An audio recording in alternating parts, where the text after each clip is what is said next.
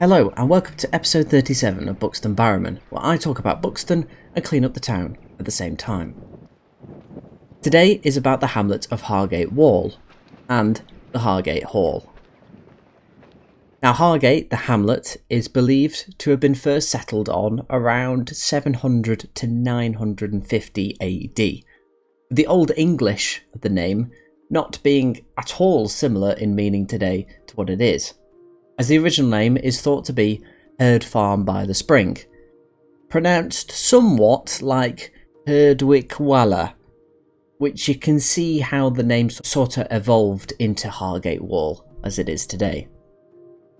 On the outer edge of the hamlet is Windlow, a Neolithic barrow or tumulus depending on what you'd like to call it, but essentially it's a burial mound which could potentially be over 5,000 years old.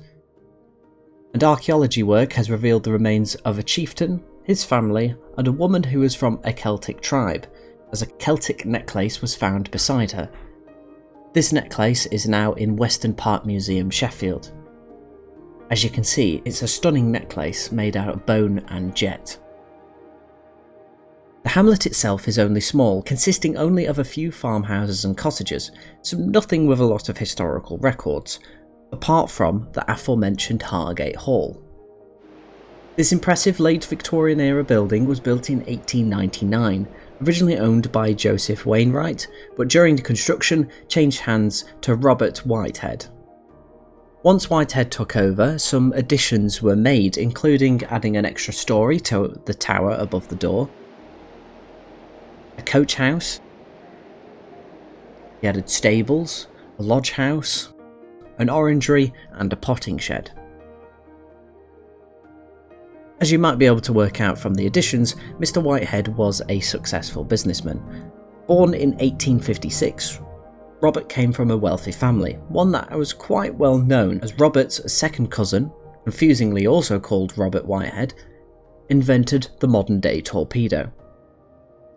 Now our Robert was the deputy chairman of Staveley Coal and Iron Company, chair of Benefice Food Company, director of Camel and Lard & Co, the ex-sheriff of Derbyshire, and the list goes on.